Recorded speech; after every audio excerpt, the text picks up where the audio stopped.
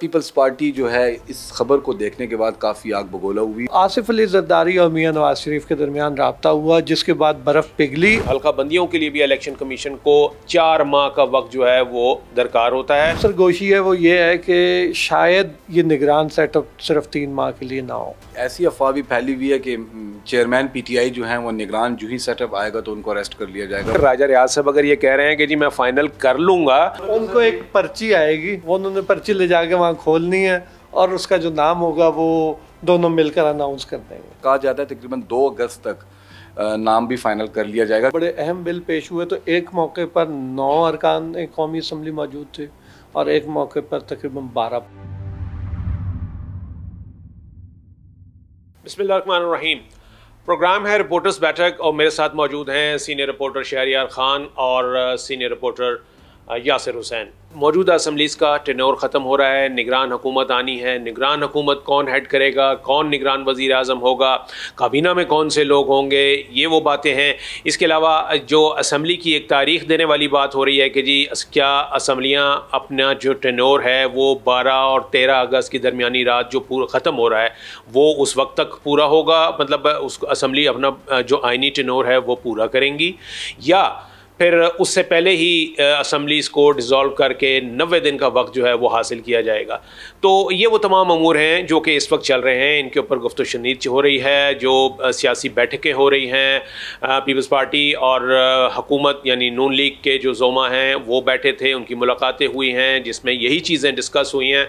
इस हवाले से कुछ मालूमात हैं हमारे पास, वो हम शेयर करेंगे। और यासिर से मैं पहले पूछना चाहूँगा, यासिर मुलाकात आपको पता है कि राब्ते तो रोज़ आना की बुनियाद पर ही हो रहे हैं, पीपल्स पार्टी के भी और दीगर जो हैं हुकूमती ओहदेदारान हैं उनकी भी।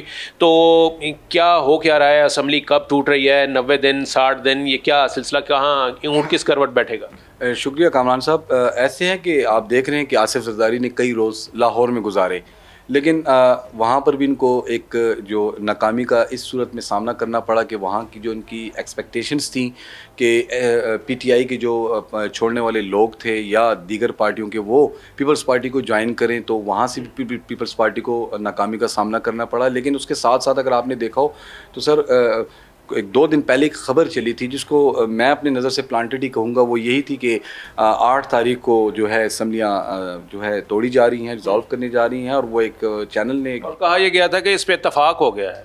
मतलब असल बिल्कुल सर ऐसे ही था कि असल थीम यही थी, जिसके बाद पीपल्स पार्टी जो है इस खबर को देखने के बाद काफ़ी आग बगोला हुई। और अगर आपने देखो तो उसी रात आसिफ जरदारी और बिलावल भुट्टो ये दोनों प्राइम मिनिस्टर हाउस गए। हालांकि ये शेड्यूल में नहीं थी इनकी मुलाकात, लेकिन उसके बावजूद मुलाकात हुई। उस मुलाकात में आसिफ जरदारी ने 2 टोक मौक़िफ़ अपनाया कि मुकर्रर वक्त पर ही असम्बली डिज़ोल्व की जानी चाहिए, यानी 13 अगस्त की रात को ही। अगर ये मुकर्रर वक्त पर होती है असम्बली डिज़ोल्व तो ऑब्वियसली फिर 60 डेज़ में ही इलेक्शन होंगे। लेकिन मुस्लिम लीग नून की जानिब से ये मैं रिक्वेस्ट ही कहूँगा सामने आई कि वक्त से पहले अगर कर दी जाए तो इनको 90 डेज़ में इंतख़ाबात मुनक़िद कराना पड़ेंगे। उसकी बुनियादी वजूहात आपके नोटिस में है सर कि मियां नवाज शरीफ की वतन वापसी के हवाले से भी बातें की जा रही हैं। तो वो चाहते हैं कि जब वो वतन वापस आएँ तो जो महीना 10 दिन 20 दिन लगेंगे उनके केसेस को क्लियर कराने में, तो वो टाइम जो है वो बच सके और फिर इलेक्शन की तैयारियाँ भी की जानी चाहिए। ताहम 24 घंटों के अंदर अंदर कुछ ऐसा जादू चला, शायद वो शहरियार साहब ज़्यादा ब्रीफ कर सके, कि आसिफ जरदारी ने अपना वो मुतालबा ले लें या वो जो उनका मौक़िफ़ था वो उन्होंने फ़ौरन वापस ले लिया। और पीपल्स पार्टी भी मुस्लिम लीग नून की हिमायत में, यानी उन्होंने लचक, यानी उन दोनों ने ये फैसला किया कि जी हाँ अब असम्बलियाँ तोड़नी है ताकि 90 दिन मिले।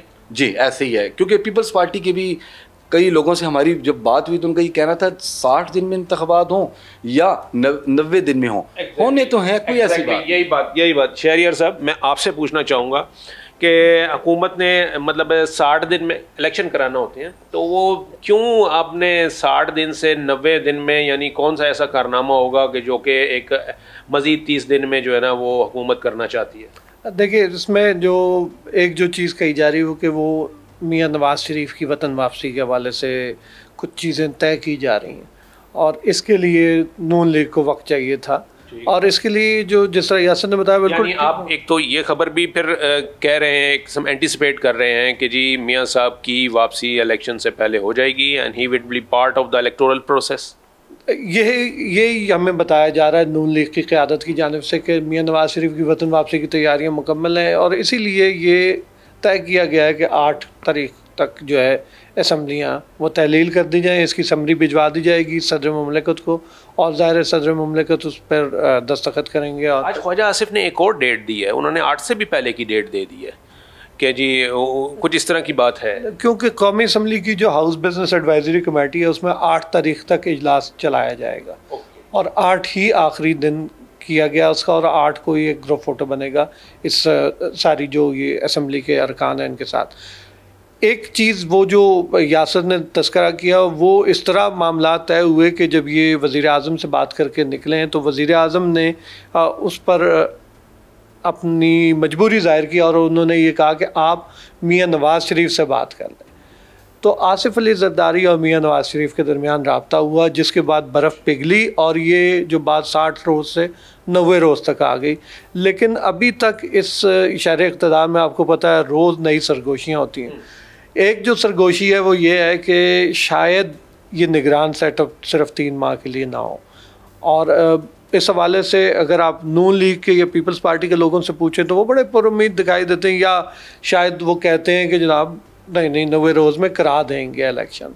लेकिन अगर आप किसी और जमात के लोगों से बात करें अरकान पार्लियामेंट से, तो वो ये कहते हैं कि जनाब सब कुछ इतना अच्छा नहीं है, और 3 माह में हमें इलेक्शन होते हुए नज़र नहीं आ रही, ये साल इलेक्शन का साल नहीं है। ओके अच्छा, अगर मैं ये पूछूं कि क्यों, आखिर क्या वजह है, कौन से ऐसे नताइज हैं जो कि आप 60 दिन में भी नहीं, 90 दिन में भी नहीं आपको नज़र आ रहे, और आप ये चाह रहे हैं कि जी एक्सटेंडेड, जो लोग भी ये चाह रहे हैं, जो फोर्सेस भी ये चाह रही हैं पॉलिटिकल फोर्सेस, कि जी वो एक्सटेंडेड पीरियड ऑफ टाइम, मतलब ऐसा कौन सा ऐसा माइलस्टोन है जो आपने अचीव करना है हुकूमत ने या निगरान हुकूमत ने, या जो हमारे करता धरता है उन्होंने? MQM ने जो है इसका मुतालबा किया है कि जी नए मरदमशुमारी पर इलेक्शन कराए जाए, और इलेक्शन कमीशन ने वाज़ेह तौर पे बता दिया है कि अगर इलेक्शन कमीशन जो है नई मरदमशुमारी पर इलेक्शन कराएगा, नई हल्का बंदियाँ होंगी, तो फिर 4 से 5 माह लग सकते हैं उसमें। तो ये कुछ क़ुव्वतें, ज़ाहिर है कि कुछ ऐसे काम हैं जो शायद इस हुकूमत से नहीं करवाए जा रहे, जो अगली निगरान हुकूमत जो है उसके सर पर डाले जा रहे हैं, कि कुछ फ़ैसले हैं जो करवाए जाने हैं, वो फ़ैसले होने के बाद ही इंतखाबात होंगे, ताकि मतलूबा जो नताइज हैं वो हासिल किए जा सकें। ठीक ठीक। अच्छा, वैसे नाज़रीन ये बात तो है कि ये बातें भी चल रही हैं कि न सिर्फ ये कि मरदमशुमारी, बल्कि उसके बाद भी जो अगर हल्का बंदियाँ भी सिर्फ होती हैं तो हल्का बंदियों के लिए भी इलेक्शन कमीशन को 4 माह का वक्त जो है वो दरकार होता है, और 4 माह के बाद फिर वो इलेक्शन शेड्यूल जो है वो आता है, और आपको पता है कि इलेक्शन शेड्यूल आने के बाद भी तकरीबन 1 या 1.5 महीने के बाद की पोलिंग डेट होती है। तो यानी अगर ये हल्का बंदियों वाले मामले पे भी जाएं तो ये मेरा ख्याल है कि ये 5 से 6 महीने जो है वो हो जाते हैं। तो वो आपकी बात कि जी इस साल तो शायद इलेक्शन होना, या सर एक फैक्टर तो, एक तो ये जो इन्होंने बताया शहरियार ने, दूसरा एक फैक्टर एक और भी है, वो है PTI फैक्टर, कि PTI को जिस तरीके से वो किया जा रहा है, दबाया जा रहा है या तोड़ा जा रहा है या मुंतशिर किया जा रहा है, वो कहा यह जा रहा है कि जी उसके नताइज जो हैं वो उस तरीके से उस स्पीड के साथ नहीं आ रहे। ये वजह है कि जी वो अभी इलेक्शन के लिए मज़ीद सोचा जा रहा है, एक सेकंड थाट जो है वो दी जा रही है इलेक्शन करवाने के मामले में। देखें कामरान साहब, मार्केट में तो ऐसी अफवाह भी फैली हुई है कि चेयरमैन PTI जो हैं वो निगरान जो ही सेटअप आएगा तो उनको अरेस्ट कर लिया जाएगा। मौजूदा हुकूमत अपने ऊपर ये बोझ नहीं उठा सकती, यानी वो यकीनन समझते हैं चेयरमैन PTI या PTI को बोझ, इसीलिए वो सारा मलबा निगरान की तरफ डाल रहे हैं। और अब निगरान हुकूमत को लाने के लिए पहले तो एक प्लांटेड से नाम से थे जो सामने लाए गए, या वो नजम सेठी और मोहसिन बेग साहब, लेकिन वो आपको भी इल्म है क्योंकि ऐसी बात नहीं है। अब जो नाम आएगा, और फिर वो ये भी कह रहे हैं कि कोई सियासी शख्सियत भी ना हो। और अच्छा, राजा साहब से, जो अपोजिशन लीडर राजा रियाज साहब से भी बात हुई आज, तो उनकी स्टेटमेंट ये थी कि जी मैं 1-2 दिन में वज़ीर आज़म के साथ ही फाइनल कर लूँगा नाम। ये मामला जो है, आप इस बात पे हंसे क्यों हैं, पहले तो ये बताइए राजा रियाज साहब की बात।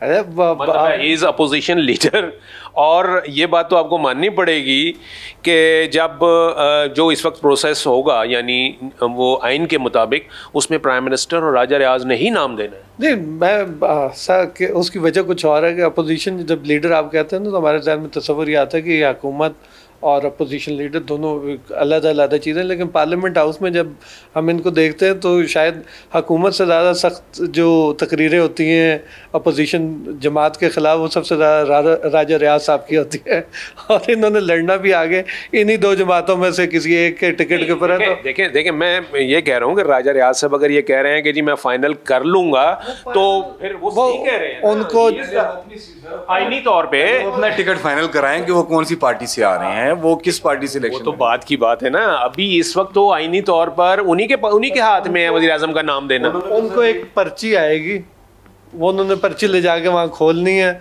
और उसका जो नाम होगा वो दोनों मिलकर अनाउंस कर देंगे। अच्छा, ऐसी बात है यासर? देखिए पर्ची ये भी शायद पर्ची यहाँ से ना हो, हमारे मुल्क से ना हो, कहीं और किसी दूसरे मुल्क से। इतनी दूर क्यों जा रहे हैं? इतनी दूर ना जाएं। फैसला साज तो पर्ची वाली सब बातें खत्म हो गई। अब अच्छा, मैं अब इसको थोड़ा सा ऐसे अगर इसको मोड़ ले, इसको हम ऐसे मोड़ लेते हैं बात को।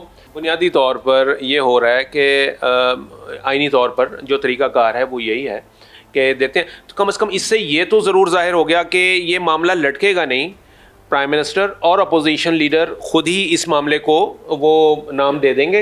इसको पार्लिमानी कमेटी में भी जाने की ज़रूरत नहीं होगी, इसको इलेक्शन कमीशन में भी जाने की ज़रूरत नहीं होगी। ऐसा ही होगा, बिल्कुल ऐसे ही। और राजा रियाज साहब ने तो ये भी कहा है कि वो भी 2 से 3 नाम देंगे, लाइन को देंगे हुकूमत को। अब आप अंदाज़ा लगाएं कि राजा रियाज साहब जो अभी तक कह रहे थे मुझे पहचानते नहीं, और अब वो नाम भी देने जा रहे हैं। लेकिन ये है कि यकीनन एक आपकी बात प्रोसेस का हिस्सा हैं, वो अपोजिशन लीडर हैं, और वो क्या कहते हैं आपस में मुशावरत के बाद बाकायदा नाम अनाउंस करेंगे, और कहा जाता है तकरीबन 2 अगस्त तक नाम भी फाइनल कर लिया जाएगा, क्योंकि जी मंजर आम पर आ जाएगा, हतमी फैसला कर लिया जाएगा। और ये इख्तियार पाकिस्तान पीपल्स पार्टी ने नून लीग को भी दे रखा है कि वो अपनी मर्जी का निगरान प्राइम मिनिस्टर लाएं, वो उनका भरपूर साथ देंगे।